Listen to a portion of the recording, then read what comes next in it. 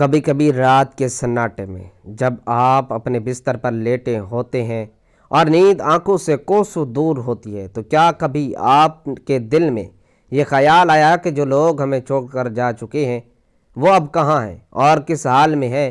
یہ ایک ایسا سوال ہے جو ہم اکثر اپنے ذہن سے جھٹک دیتے ہیں، شاید اس لیے کہ اس کا جواب ہمیں ڈراتا ہے، یا پھر ہم اپنی روزمرہ کی مصروفیات میں اتنے مگن ہو چکے ہیں کہ ہمیں اس حقیقت کی طرف دیکھنے کی فرصت ہی نہیں ملتی۔ مگر آج میں آپ کو ایک ایسی حقیقت بتانے جا رہا ہوں جو شاید آپ کی سوچ کا زاویہ ہمیشہ کے لیے بدل دے، اور ہو سکتا ہے کہ یہ باتیں سننے کے بعد آپ کے دل کا بوجھ کچھ ہلکا ہو جائے اور آپ کو ایک ایسا راستہ مل جائے جس کی تلاش شاید آپ کی روح کو صدیوں سے تھی۔ کیونکہ آج ہم اس پردے کے اس پار جھانکنے کی کوشش کریں گے جو زندگی اور موت کے درمیان حائل ہے، اور یہ جانیں گے کہ آخر قبر کی تنہائی میں انسان سب سے زیادہ کس چیز کے لیے ترستا ہے۔ میرے عزیزو، ذرا ایک لمحے کے لیے اپنی آنکھیں بند کریں اور تصور کریں کہ ایک انسان جو کل تک ہمارے ساتھ ہنس رہا تھا، بول رہا تھا، ہمارے ساتھ کھانا کھا رہا تھا، آج وہ منہ مٹی تلے اکیلا پڑا ہے۔ وہاں نہ تو موبائل کی گھنٹی بجتی ہے، نہ دوستوں کی محفل ہے، اور نہ ہی دنیا کا کوئی شور شرابہ۔ وہاں صرف خاموشی ہے، ایک ایسی گہری خاموشی جو انسان کے وجود کو بھی پگھلا سکتی ہے۔ اس گھپ اندھیرے اور تنہائی میں وہ جانے والا کیا سوچتا ہوگا؟ لوگ سمجھتے ہیں کہ شاید وہ واپس دنیا میں آنا چاہتا ہوگا، یا اسے اپنے چھوڑے ہوئے بینک بیلنس، بڑی گاڑیاں یا عالیشان گھر کی یاد ستاتی ہوگی، لیکن حقیقت اس کے بالکل برعکس ہے، اور یہ بات میں آپ کو اپنے برسوں کے مطالعے اور بزرگوں کی صحبت میں بیٹھ کر حاصل ہونے والے تجربے کی بنیاد پر بتا رہا ہوں۔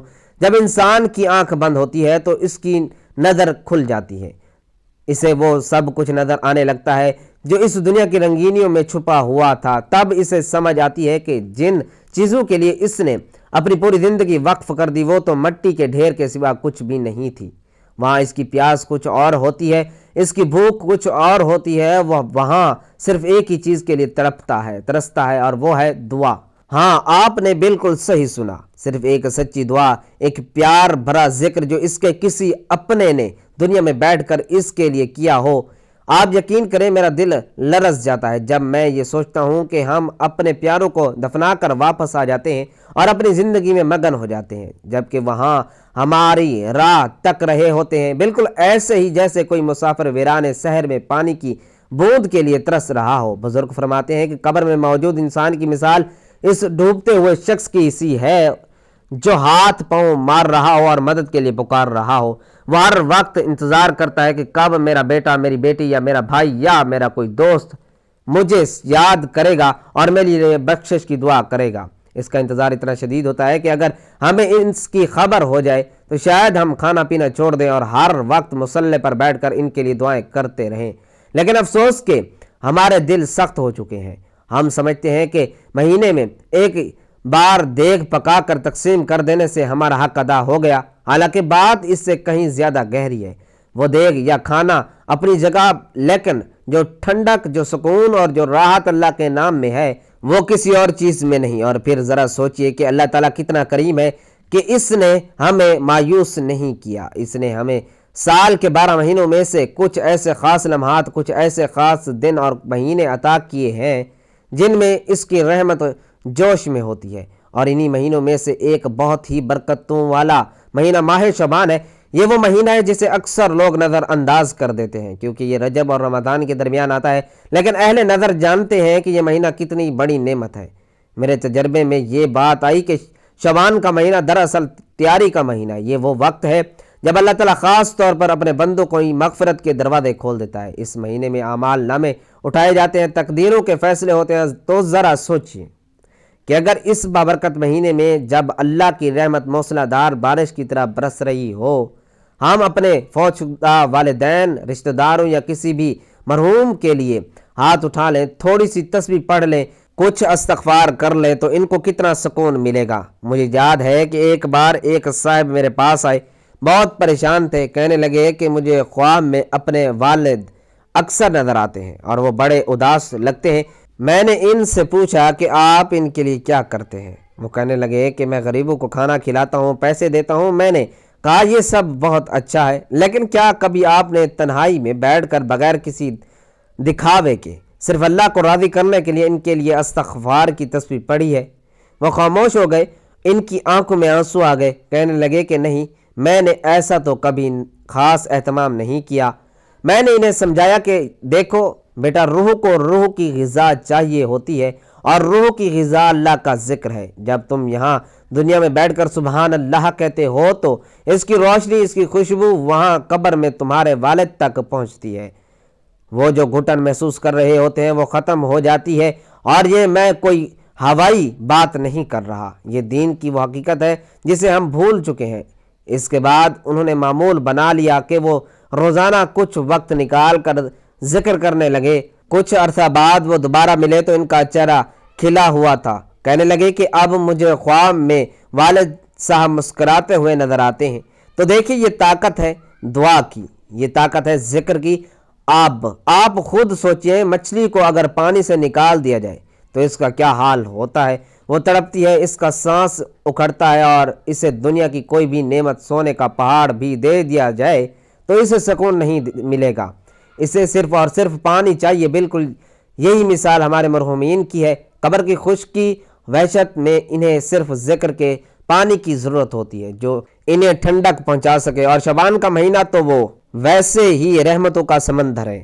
اس مہینے میں اگر ہم یہ نیت کر لیں کہ ہم اپنے پیاروں کو نہیں بھولیں گے تو یقین جانیں یہ ان کے لیے عید سے کم نہیں ہوگا۔ لیکن یہاں ایک باریک نقطہ سمجھنا بہت ضروری ہے، اور وہ یہ کہ ہم اکثر یہ سوچتے ہیں کہ ہمارے پاس ٹائم نہیں ہے، ہم بہت مصروف ہیں، لیکن کیا واقعی ہم اتنے مصروف ہیں کہ اپنے ماں باپ کے لیے، جنہوں نے ہماری خاطر اپنی راتوں کو نیند حرام کی، اپنے سکھ چین قربان کیے، ان کے لیے دن میں 5 منٹ نہیں نکال سکتے؟ یہ صرف وقت کی بات نہیں ہے، یہ احساس کی بات ہے، یہ تعلق کی بات ہے۔ اگر آج ہم اپنے بڑوں کو بھول جائیں گے تو یاد رکھیے گا کل ہماری اولاد ہمیں بھول جائے گی۔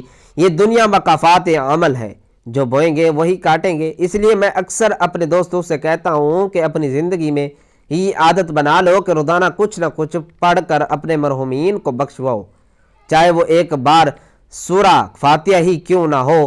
اللہ تعالیٰ کی ذات بہت قدردان ہے، اور وہ آپ کی ٹوٹی پھوٹی کوششوں کو بھی قبول کر لیتا ہے، بشرط کہ وہ خلوص دل سے ہو۔ شعبان کے مہینے کی فضیلت اس لیے بھی زیادہ ہے کہ یہ رمضان کا پیش خیمہ ہے، جسے ہم کسی مہمان کے آنے سے پہلے گھر کی صفائی کرتے ہیں، خوشبو لگاتے ہیں۔ اسی طرح شعبان میں ہمیں اپنی اور اپنے مرحومین کی روحانی صفائی کا اہتمام کرنا چاہیے۔ تصور کریں کہ آپ کا کوئی عزیز جیل میں قید ہو اور وہ کسی سفارش کا منتظر ہو، اور اچانک اسے پتہ چلے کہ اس کی سزا معاف ہو گئی ہے تو اس کی خوشی کا کیا ٹھکانہ ہوگا۔ بالکل اسی طرح جب ہم یہاں سے درود شریف پڑھ کر، کلمہ طیبہ پڑھ کر ان کو ہدیہ کرتے ہیں تو فرشتے یہ تحفہ لے کر ان کے پاس جاتا ہے اور کہتا ہے کہ خوش ہو جاؤ، یہ تمہارے فلاں رشتہ دار نے دنیا سے تمہارے لیے بھیجا ہے۔ اس وقت ان کی قبر نور سے بھر جاتی ہے، ان کے چہرے چمک اٹھتے ہیں، اور وہ فخر کرتے ہیں کہ دنیا میں میرا کوئی ہے جو مجھے یاد کرتا ہے۔ لیکن اگر ہم ایسا نہ کریں تو وہ مایوس ہو جاتے ہیں اور ان کی امید ٹوٹ جاتی ہے، اور یہ مایوس کر دینا بہت بڑی بدبختی کی بات ہے۔ میں آپ سے ایک سوال پوچھتا ہوں، اور اس کا جواب آپ نے کمنٹس میں نہیں لکھنا بلکہ اپنے دل میں سوچنا ہے۔ آخر بار آپ نے کب اپنے کسی مرحوم رشتہ دار کے لیے سچے دل سے آنسو بہا کر دعا مانگی تھی؟ اگر بہت عرصہ گزر گیا ہے تو گھبرائے نہیں، ابھی بھی وقت ہے، اللہ کا دروازہ کھلا ہے۔ خاص طور پر اس مبارک مہینے میں جب ہوائیں بھی مغفرت کی چل رہی ہیں، آج ہی سے، ابھی سے یہ عہد کریں کہ ہم ان بھولی بصری روحوں کو تنہا نہیں چھوڑیں گے، کیونکہ قبر میں انسان بالکل بے بس ہوتا ہے، وہ خود اپنے لیے کچھ نہیں کر سکتا، اس کا نام اعمال بند ہو چکا ہوتا ہے، اب اس کی ساری امیدیں آپ سے وابستہ ہیں، آپ اس کا سرمایہ ہیں، آپ اس کا صدقہ جاریہ ہیں۔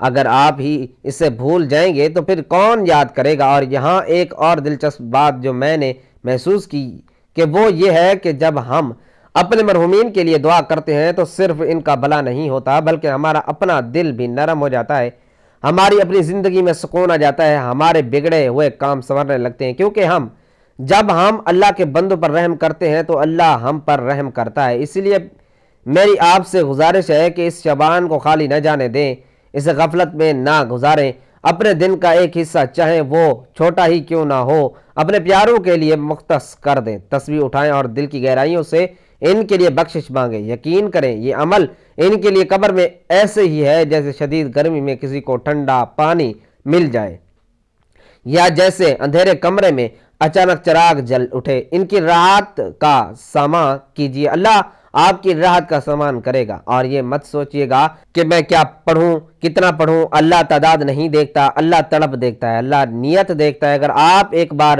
بھی محبت سے لا الہ الا اللہ کہہ کر بخش دیں گے تو وہ بھی پہاڑ جتنا وزن رکھتا ہے۔ لیکن دوستو، یہ تو صرف شروعات ہے۔ یہ تو میں نے آپ کو صرف ان کی پیاس تڑپ کے بارے میں بتایا، لیکن کیا آپ جانتے ہیں کہ اصل میں ہوتا کیا ہے؟ جب آپ کی زبان سے اللہ کا نام نکلتا ہے اور آپ اسے اپنے والدین یا عزیزوں کو بخشتے ہو تو وہ الفاظ ہوا میں تحلیل نہیں ہوتے، بلکہ وہ ایک خاص شکل اختیار کر لیتے ہیں۔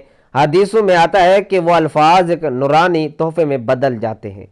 مگر وہ تحفہ کیسا ہوتا ہے؟ وہ نور قبر میں کیسے داخل ہوتا ہے اور اس سے مردے کے عذاب میں کیسے کمی آتی ہے؟ یہ ایک ایسا راز ہے جسے جان کر آپ کے رونگٹے کھڑے ہو جائیں گے، اور شاید آپ آج کے بعد ایک لمحہ بھی ضائع نہ کریں، نہ چاہیں، کیونکہ اگلی بات جو میں آپ کو بتانے جا رہا ہوں وہ سیدھی آپ کے دل پر دستک دے گی اور آپ کو یقین دلائے گی کہ آپ کی ذرا سی حرکت، ذرا سی زبان کی جنبش قبر کے اندر کتنا بڑا طوفان روک سکتی ہے۔ تو تیار ہو جائیں اس حقیقت کو جاننے کے لیے جو بہت کم لوگ جانتے ہیں۔ میرے دوستو، جیسا کہ ہم نے ابھی بات کی کہ ہمارے پیارے وہاں قبر کی اندھیری کوٹھڑیوں میں ہماری دعاؤں کے منتظر رہتے ہیں، لیکن اب سوال یہ پیدا ہوتا ہے کہ آخر ہماری یہ چھوٹی سی دعا، یہ چند الفاظ وہاں جا کر کرتے کیا ہیں؟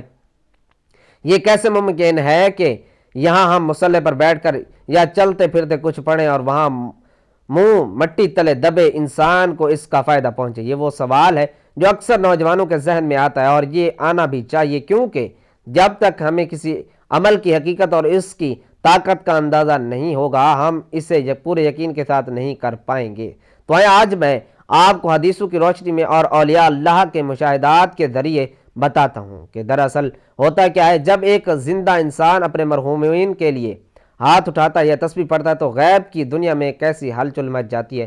حدیث پاک میں آتا ہے کہ جب کوئی شخص اپنے فوت شدہ بھائی یا رشتہ دار کے لیے استغفار کرتا ہے تو اللہ تعالیٰ اس دعا کو ایک خوبصورت چمکدار اور نورانی طبق میں رکھ دیتا ہے۔ یہ کوئی معمولی تھال نہیں ہوتا بلکہ نور کا بنا ہوتا ہے، اور پھر ایک فرشتہ اس تھال کو لے کر قبر میں جاتا ہے۔ ذرا تصور کریں اس منظر کا۔ قبر جہاں گھپ اندھیرا ہے، جہاں تنہائی کا راج ہے، وہاں اچانک ایک فرشتہ داخل ہوتا ہے جس کے ہاتھ میں نور کا ایک جگمگاتا ہوا تحفہ ہے۔ وہ فرشتہ اس مردے کو پکار کر کہتا ہے، اے قبر والے خوش ہو جا، یہ تیرے فلاں عزیز نے، تیرے فلاں بیٹے نے یا تیرے فلاں دوست نے تیرے لیے بھیجا ہے۔ جیسے ہی وہ مردہ اس تحفے کو دیکھتا ہے اس کی قبر کا کونا کونا روشن ہو جاتا ہے۔ اس کی وحشت جو اسے کاٹ کر کھا رہی تھی وہ انسیت اور سکون میں بدل جاتی ہے۔ یہ ایسے ہی ہے جیسے کسی کو کال کوٹھڑی میں قید کر رکھا گیا ہو اور اچانک اس کے گھر سے اس کا پسندیدہ کھانا اور خط آ جائے۔ اس کی خوشی کا کوئی ٹھکانہ نہیں رہتا، بلکہ اس سے بھی ہزار گنا زیادہ خوشی اس مردے کو ہوتی ہے، اور وہ اس نور کو اپنی آنکھوں سے لگاتا ہے، اسے اپنے سینوں میں اتارتا ہے اور پھر دل کی گہرائیوں سے اپنے بھیجنے والے کے لیے دعا کرتا ہے کہ یا اللہ، جس طرح اس نے مجھے یاد رکھا اور مجھے سکون پہنچایا، تو بھی اسے دنیا اور آخرت میں سکون عطا فرما۔ آپ کو پتہ ہے کہ ایک بزرگ فرمایا کرتے تھے کہ بعض اوقات قبر میں مردہ عذاب کی حالت میں ہوتا ہے، شاید اس سے دنیا میں کوئی ایسی غلطی ہو گئی ہو جس کی توبہ وہ نہ کر سکا ہو، اور وہ وہاں تکلیفوں میں مبتلا ہوتا ہے۔ اچانک اس کا عذاب روک دیا جاتا ہے، آگ ٹھنڈی ہو جاتی ہے، سانپ بچھو ہٹ جاتے ہیں۔ وہ حیران ہو کر پوچھتا ہے کہ یہ کیسے ہوا؟ میرے اعمال تو ایسے نہیں تھے۔ تو اسے بتایا جاتا ہے کہ تیرے فلاں بیٹے نے تیرے لیے استغفر اللہ پڑھا، اس کی دعا کی برکت سے اللہ نے تیرا عذاب معاف فرما دیا۔ سبحان اللہ! ذرا سوچے تو صحیح، ہمارے یہ چند الفاظ کسی کی کتنی بڑی مشکل حل کر سکتے ہیں۔ ہم یہاں آرام سے بستر پر لیٹے ہوتے ہیں، پنکھا چل رہا ہوتا ہے اور ہم محض زبان ہلا کر استغفر اللہ ربی من کل ذنب واتوب الیہ پڑھ لیتے ہیں۔ ہمیں لگتا ہے کہ یہ بس ایک روٹین ہے، لیکن وہاں قبر میں کسی کی جان بچ رہی ہوتی ہے، کسی کی آگ بجھ رہی ہوتی ہے۔ کیا یہ سودا مہنگا ہے؟ کیا ہم اپنے پیاروں کے لیے اتنا بھی نہیں کر سکتے؟ میں آپ کو ایک واقعہ سناتا ہوں جو بڑا عبرتناک بھی ہے اور سبق آموز بھی۔ ایک بار ایک اللہ والے قبرستان سے گزر رہے تھے۔ ان کا کشف کھلا ہوا تھا، یعنی اللہ نے انہیں وہ دیکھنے کی طاقت دی تھی جو عام آنکھ نہیں دیکھ سکتی تھی۔ انہوں نے دیکھا کہ تمام قبر والے اپنی قبروں سے باہر نکل کر کسی چیز کو چن رہے ہیں، جیسے کہ ہوا میں بکھرے ہوئے موتی اکٹھے کر رہا ہو، لیکن ایک قبر والا خاموش اداس ایک طرف بیٹھا تھا۔ وہ کچھ بھی چننے کی کوشش نہیں کر رہا تھا۔ ان بزرگ کو بڑا تعجب ہوا، ان کے قریب گئے اور پوچھا کہ اے بندہ خدا، سب لوگ کچھ نہ کچھ سمیٹ رہے ہیں، تم کیوں اداس بیٹھے ہو؟ اس نے آہ بھری اور جواب دیا کہ حضرت، یہ سب وہ لوگ ہیں جن کے لواحقین، جن کے رشتہ دار دنیا سے ان کے لیے دعائیں، عطیہ اور درود بھیجتے ہیں۔ یہ ان دعاؤں کے ثواب کو نور کی شکل میں اکٹھا کر رہے ہیں، لیکن میرا معاملہ الگ ہے۔ میرا ایک بیٹا وہ دنیا کے کاموں میں اتنا مگن ہے کہ وہ بازار میں حلوائی کی دکان چلاتا ہے، لیکن اسے اتنا وقت نہیں ملتا کہ وہ اپنے باپ کو یاد کرے۔ مجھے اس کی طرف سے کچھ نہیں آتا، اس لیے میں شرمندہ اور محروم بیٹھا ہوں۔ ان بزرگ کو بہت دکھ ہوا۔ وہ قبرستان سے نکل کر سیدھا بازار گئے، اس نوجوان کو ڈھونڈ نکالا اور اسے سارا ماجرا سنایا۔ وہ نوجوان پھوٹ پھوٹ کر رونے لگا، اسے اپنی غلطی کا احساس ہو گیا۔ اس نے توبہ کی اور وہیں کھڑے ہو کر اپنے باپ کے لیے دعا کی۔ کچھ عرصے بعد ان بزرگ کا دوبارہ وہاں سے گزر ہوا تو انہوں نے دیکھا کہ وہی شخص اب سب سے زیادہ خوش اور اس کی قبر نور سے بھری ہوئی ہے۔ تو دیکھیں، یہ ہے ہمارے ذکر کی طاقت۔ ہمارا ایک لمحے کا دھیان ان کی پوری کائنات بدل سکتا ہے۔ اب آپ سوچیں گے کہ ہم کیا پڑھیں، کون سا وظیفہ کریں؟ تو یاد رکھیں، دین اسلام بہت آسان ہے، اس میں کوئی مشقت نہیں۔ آپ چلتے پھرتے، اٹھتے بیٹھتے، گاڑی چلاتے ہوئے، کھانا پکاتے ہوئے صرف چھوٹے چھوٹے کلمات کا ورد رکھیں، مثلا سبحان اللہ، الحمدللہ، لا الہ الا اللہ اور اللہ اکبر۔ یہ وہ کلمات ہیں جنہیں باقیات صالحات کہا گیا ہے، یعنی ہمیشہ باقی رہنے والی نیکیاں۔